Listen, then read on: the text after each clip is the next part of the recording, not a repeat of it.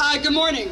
I'm Queens District Attorney Melinda Katz, and I have the pleasure of being here today with so many concerned citizens and so many concerned folks here in Jamaica, Queens. To my left is Councilmember Adrienne Adams. She is the chair of the Council's Public Safety Committee. We have Commanding Officer of Patrol Borough Queens South, Ruben Beltran.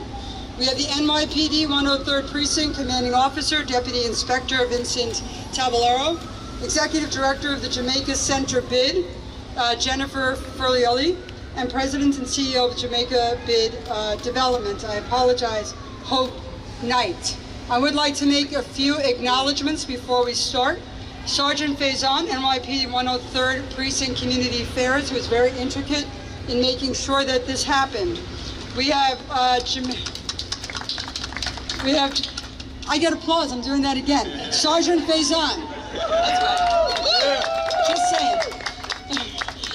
We have Jamaica Business Improvement District members, Sari Kolka, Michael Hirshorn, Michael Matone, and Aaron Schwartz. We have local businesses present, Dunkin' Donuts, or Dunkin', I assume that's Dunkin' Donuts.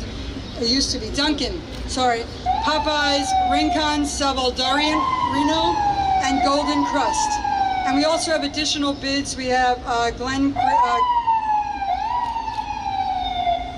someone should talk to their local electeds about the noise. It's not my committee. It's an A. We hope everybody's okay. And additional bids that are here. Glenn Greenridge from the Sutphin bid is here. And we're here to announce the launch of a new program created in partnership with my office, with the local businesses, with the local 103rd, and with the NYPD. And it really goes to show what can happen when a whole community stands together and says, this is a neighborhood, we want to keep it a neighborhood, we want to be able to walk to the corner with our children and go into any store that we want without feeling like we are unsafe and without feeling like there's no control over the lives in our community. We want to make sure that shops and restaurants that are hit hard by the pandemic have the support that they need to make a strong comeback. And that means helping to ensure that families feel safe when they go to the stores and when they decide to dine and shop here.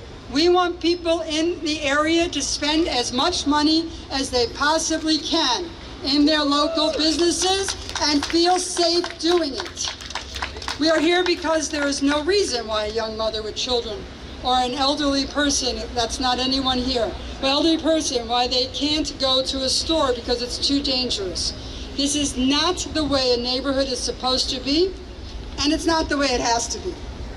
We've heard the concerns of our merchants and the community.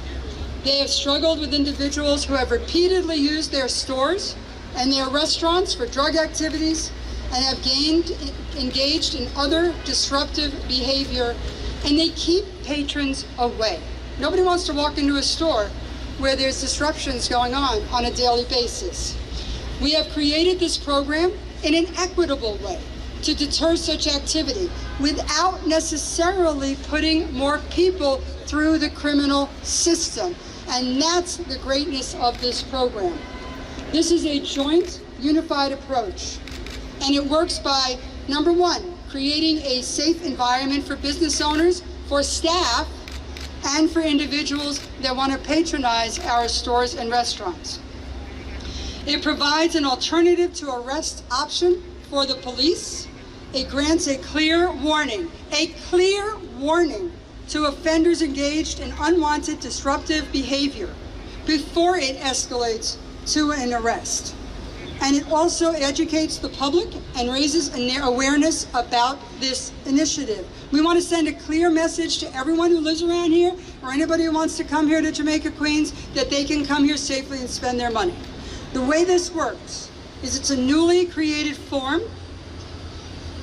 The form is right there, which you can see here.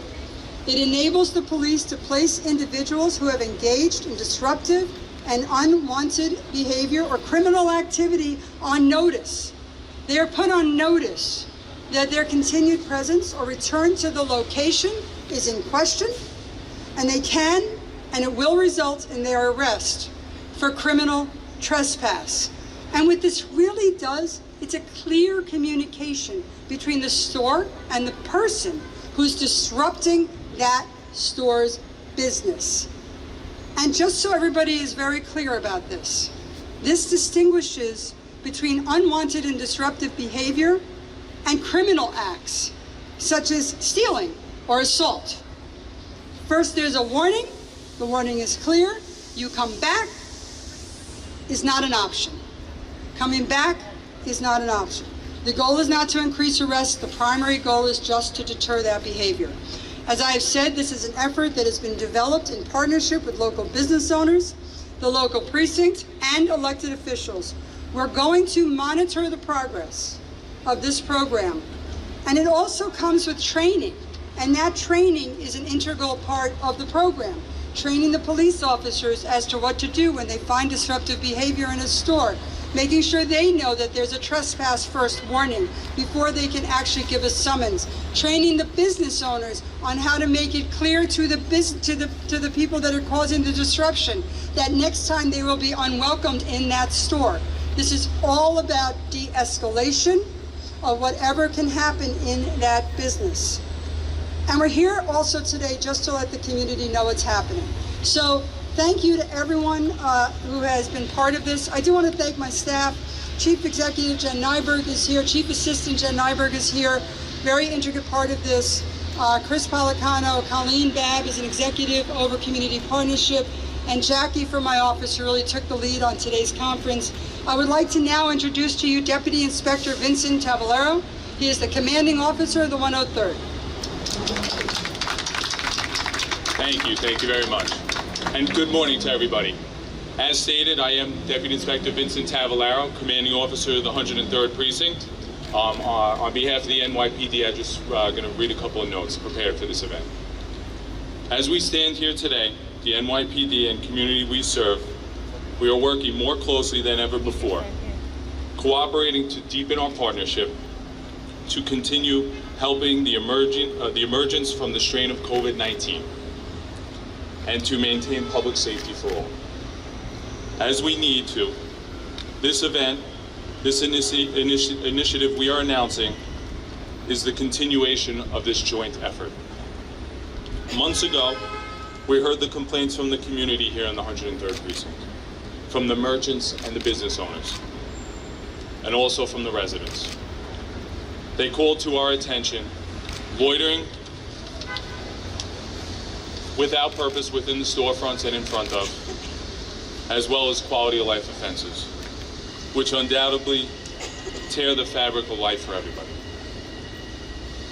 We heard those overwhelming complaints and we listened. The NYPD, along with DA Melinda Katz and our partners with the Queens District Attorney's Office, along with the businesses, store owners, and elected officials, got together and responded. And as we stand here today, our solution is not just on paper. It is much more. It is the outgrowth of our working together to forge a solution that we all understand and that makes sense. It represents collective problem solving for the collective good. Specifically, this new program will improve things, make our store owners, our police officers, and our prosecutors into stronger partners. It is a proven strategy and a similar tool that has been used with success to address problems in areas within New York City suffering from the same issues. Our goal is a long-term fix. We care about the people who live in the Jamaica community, who work here, and who shop in the Jamaica Business District. Our mutual desire is for continued growth of the Jamaica community, and to do so peacefully and safely. And I can promise you the men and women of the NYPD are committed to continuing to play a vital role in this process. And we are here to protect the people and to continue working together towards our common goal. Thank you. I'll just add that this program, like the DA stated, it is not about making arrests. Right? It's about helping the community. It's going to be overseen by my NCO Sergeant Caligiri, and his personnel, the Neighborhood Coordination Sergeant. who knows these stores, these store owners, and the individuals that utilize these stores improperly better than anyone here in the precinct. So with that, I have trust that this program will be utilized and enforced and rolled out the right way. Thank you. Thank you. I would like to next ask Council Member Adrian Adams to say a few words. Councilmember Adams not only is a representative here in Southeast Queens, but she is also the chair of the Public Safety Committee. Many of what we do is done in coordination with the New York City Council, and Councilmember Adams has always shown professionalism and also a distinct caring for the businesses and for the constituents of this district. So Councilmember Adams. Thank you, District Attorney Melinda Katz, and good morning, everyone.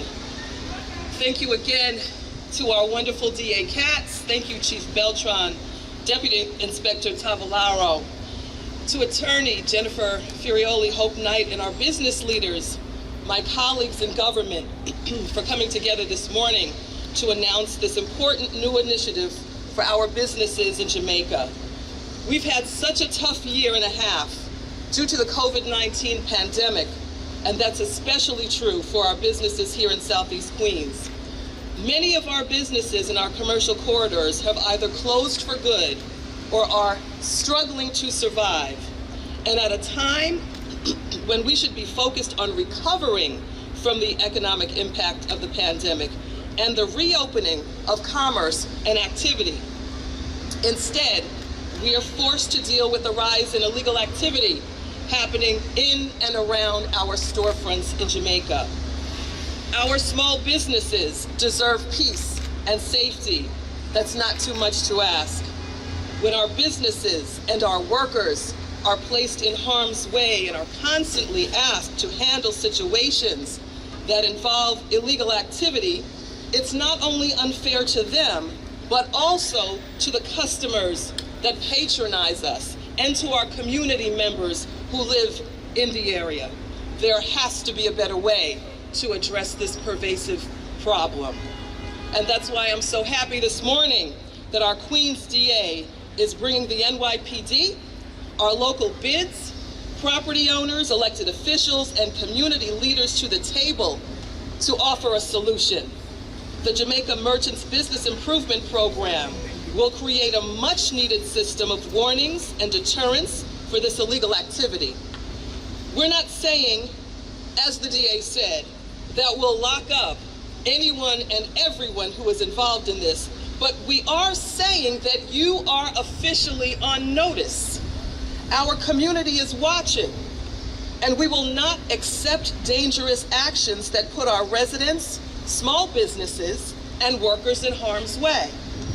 That's the message we're sending today to those who want to jeopardize public safety in our community. Our public spaces and storefronts cannot and will not be used for illegal activity. This new initiative is an important start to making sure that our businesses, our workers, and customers not only have peace, but that they have peace of mind. We will all work collaboratively together, from the Queens District Attorney's Office and the NYPD, to the merchants and our bids, to our elected officials, our community leaders, our community board, to make sure that we are keeping our stores and public spaces safe. So I want to again thank everyone here today for making your voices heard regarding this problem and lending your support to this important solution. As Chair of Public Safety for the New York City Council, I know that we can solve community issues like this one, which affects so many people and businesses here in Southeast Queens, by working together. We need to address this illegal activity so that our small businesses can begin their recovery and thrive as we continue to move forward from this pandemic. Thank you so much, DA Katz. Thank you to the NYPD. Thank you to our community board and our community leaders. Thank you all for being here this morning.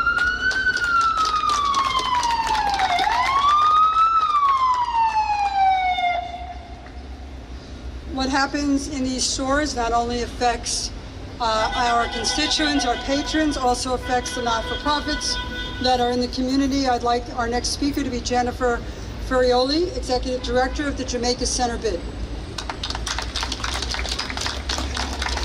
Thank you. As we've heard in the last year and a half, our merchants have dealt with a lot of upheaval due to COVID and the pandemic, significant loss of business, having to navigate ever-changing city and state regulations, worker safety obligations, and more. The last thing these businesses needed was to have to deal with the stress of individuals coming in, setting up shop, throwing parties, harassing the workers.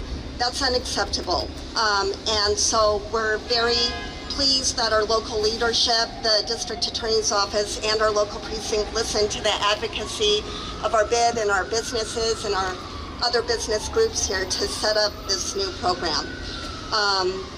We look forward to partnering with them on this, and that's not all. We're also partnering with other neighborhood organizations to enhance the area. We are doing a cleanup this weekend with Southeast Queens Cleanup to beautify these planters, and we're proud to support JCal on their upcoming event, Jamaica Mic Drop, which is going to provide free spoken word, music, and entertainment here at Parsons. This is a community-wide effort. This is us saying that our community will accept nothing less than a downtown Jamaica that is a positive, safe space to shop, work, live, and play. Thank you. Before I introduce Hope Knight, President and CEO of Greater Jamaica Development, I want to acknowledge Clifton Diaz, a co-tenant leader of Rochdale Village. And now I'm in deep trouble because I didn't recognize everyone, so as it comes up, I will. Please welcome Hope Knight, President and CEO of the Greater Jamaica Development.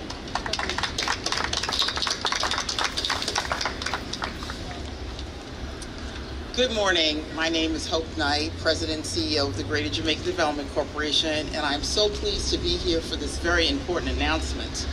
Today demonstrates what happens when many elements of the community come together and work hand in hand. The establishment of the Jamaica Merchants Business Improvement Program empowers small business to take control over activity in and around their storefronts, knowing with confidence that the law, from the 103rd Precinct to the Queens District Attorney Katz, will be there with full support. Running a business is a challenge on a good day. We have all endured a very challenging time over these last 15 months, and small businesses are trying to get back on their feet. As any one of these businesses can attest, the challenge is compounded when undesirable activity is encountered in and around their stores, lingering for periods of time. It deters customers, and it's devastating for businesses. We at the Greater Jamaica Development Corporation work day and night to help businesses in various ways. Our mission is to create a neighborhood and a community that is supportive and has the businesses with the ability to grow in this environment. We are proud to be a part of this new initiative with the Queens District Attorney Katz's office and a 103rd Precinct, and we are looking forward to brighter days ahead and improved business climate for this commercial corridor for the businesses and residents alike. Thank you. And before I call up Reverend Carlene Thorpes, I'd like to acknowledge District Manager Yvonne Reddick, who has been around a while and done a lot of great things for our community. And I now say the same for the Community Board Chair, Reverend Carlene Thorpes. Thank you for being here. Good afternoon, everyone. I'd like to thank DA Katz for rolling out this initiative. I'd like to thank all of you for just coming and being a part of this very auspicious day. I also would like to thank our Councilwoman for being here as well. Everything has already been said. There's nothing much left for me to say, but that I support this initiative. The community board and its members that are here this afternoon, we support this initiative. This is policing at its best. And we look forward to working with the 103. We look forward to working with you as the community. Our phone is always open. Our office is available. Please feel free to reach out to us at any time. It's never too late. It's never too early. We are always willing to work with the community. And for the Jamaica Concerned citizens, this is what we ask for. This is what we ask for. And we can't thank DA Katz enough for moving so swiftly and for bringing everyone to the table. She has set a bar, and now we have to meet this expectation on every level. Thank you.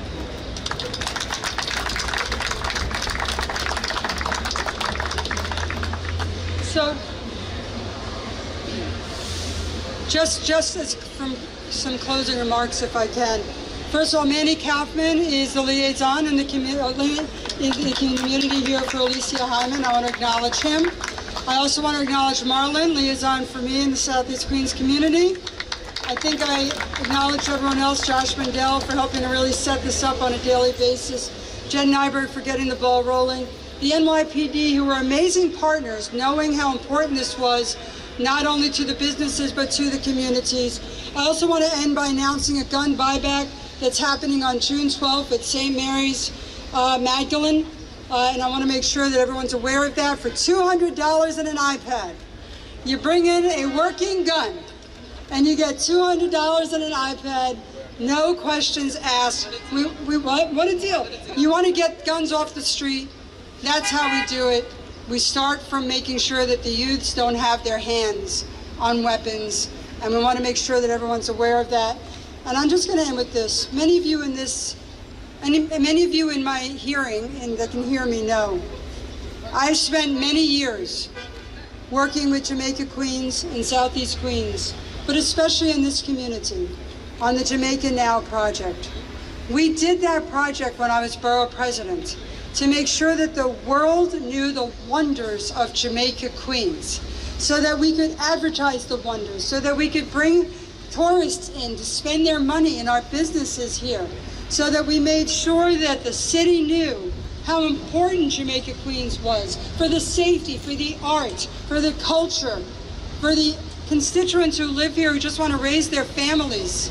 And so when this was brought up to me, I knew that we had to make this step because we did so much work already as a neighborhood and as a community. And we need to make sure that it stays safe. I have a 10-year-old and a 13-year-old. I go shopping, I go to restaurants. I want to make sure that my areas are, wherever I choose to be with them, are safe for me to go in and buy something for them or have dinner there, or as I enter and exit, that it's going to be okay.